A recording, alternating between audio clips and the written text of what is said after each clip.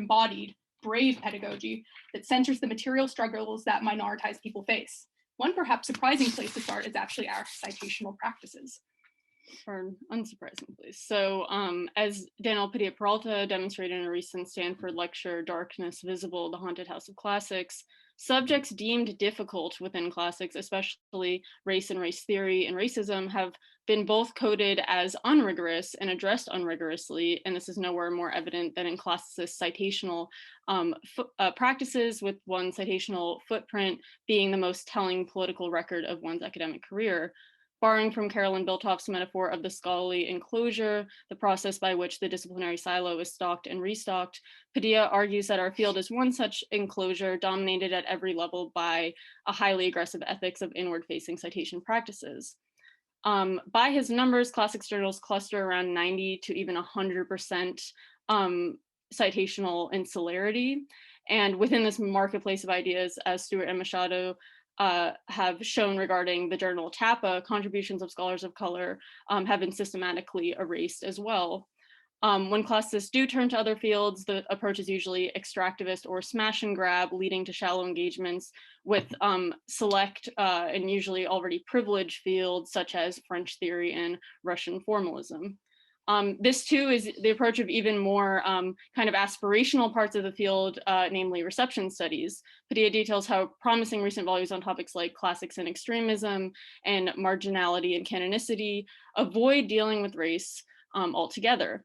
The title of Padilla's talk, drawing on Derrida's hauntology, in turn considers how the field of classics has so far sustained itself by ghosting overlooked disciplinary ancestors and ritually offering blood to some spectral presences and not others, largely according to quote unquote the racial investments of the living. So in other words, all this amounts to epistemic injustice and violence in classics. As a citational enclosure. Following Gail Polhouse Jr., we might call this a willful hermeneutical ignorance, a situation in which dominantly suited or situated knowers nonetheless continue to misunderstand and misinterpret the world despite the testimonia of other knowers. At this point, especially as complaints continue to be mounted and then discarded by these dominant knowers in classics in and outside the academy, we could go as far as calling this just an epistemic arrogance. And then how this arrogance kind of manifests in classics re-education was recently summed up by Maya Leachin in a feature for Nadir Hill's really amazing blog notes from the Apothecary, wherein Leachin explains her process designing Greek curricula for second to fourth graders in the US. She found that, quote, many articles, dissertations, and published works were targeted towards other academics, further perpetuating the myth that classics is inaccessible and elitist. She goes on to say that it seems that scholars in classics actually thrive on the field being inaccessible. It gives them a sense of prestige and power that they cannot receive from studying other fields whose scholarship are meant to be accessible to the public, like education. And education is not perfect, but no. And if people want to go into that in the Q&A, happy to elaborate. But since we were talking about classics, what are the implications of this? So what are the consequences of pedagogies premised on epistemic arrogance? This is where Freire comes in. One of the most important contributions of Freire's pedagogy of the oppressed is the banking model of education, according to which students are seen as empty or even faulty vessels for all-knowing teachers to fill. Seen as having no knowledge of their own to contribute, students in this conception are indoctrinated into accepting their subordination as a norm, and the capitalist business ontology inherent in the model's name here is no accident. Students are dehumanized, made automatons, and objectified by a necrophilic kind of control, and an education premised on dead things, not life. The rote memorization of facts then, like endless language drills or date recalls that we as classicists are all familiar with, is the epitome of the banking model that stymies as opposed to raises student capacity for resisting it, which sort of amounts to a self-fulfilling prophecy. And to quote Freire again, the more students work at storing the deposits entrusted to them, the less they develop the critical consciousness which would result from their intervention in the world as transformers of that world, end quote.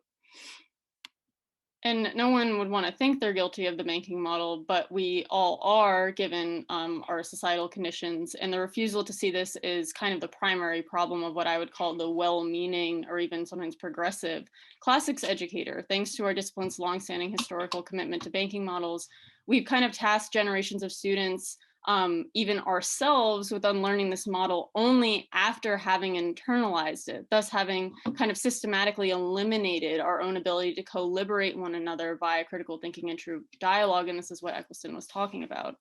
As Freire says, quote, to glorify democracy and to silence the people is a farce, to discourse on humanism and negate people is a lie. This is where I'm about to kind of discuss an example of quite horrible, violent pedagogy around the topic of ancient slavery for about 10 seconds. So I attended my first AASES this year, and I saw this kind of negation take place in real time.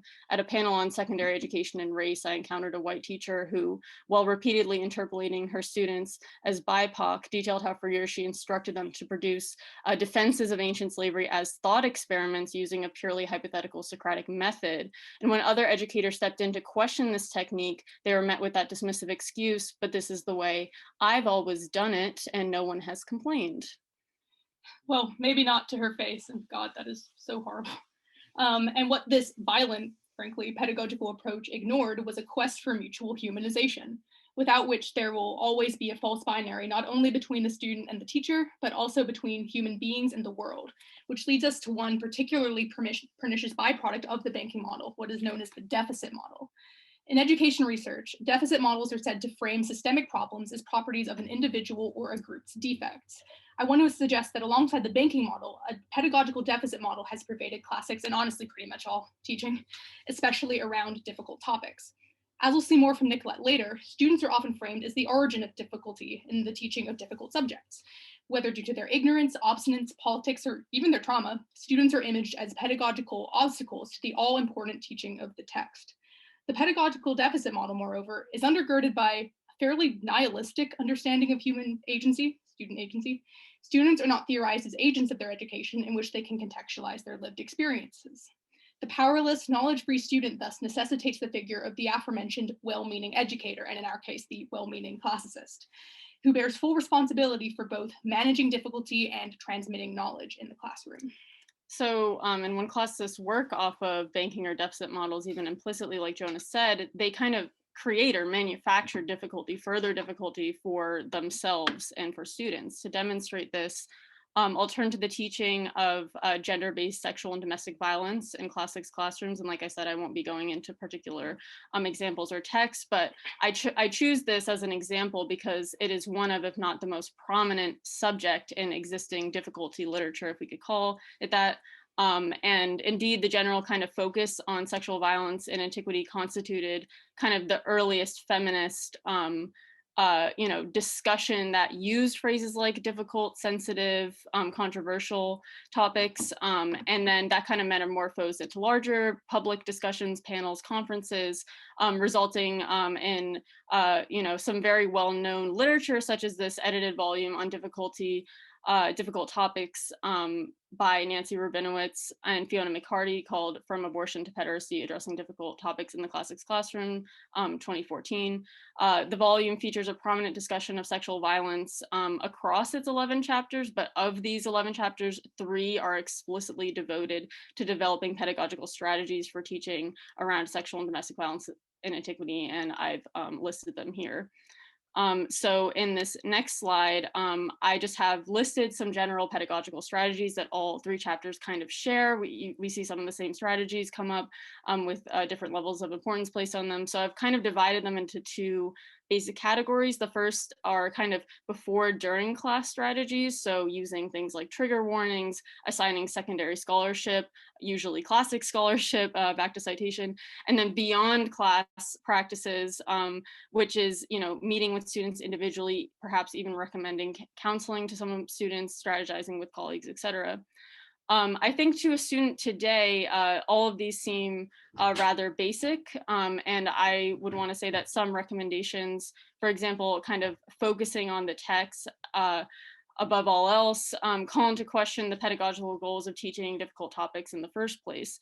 And here I quote Sanjaya Thakur, who, while his chapter is concerned overall with male classicists' lack of expertise in teaching difficult topics, he repeatedly kind of locates difficulty in his students. He says, quote, "My goal is that everyone should feel that the classroom is a safe space," so a safe space again, "and to assist in this effort, I tell students to think before they speak and to avoid personal anecdotes in discussion, as these are often tangential and highly emotionally charged. Keep the focus on the texts."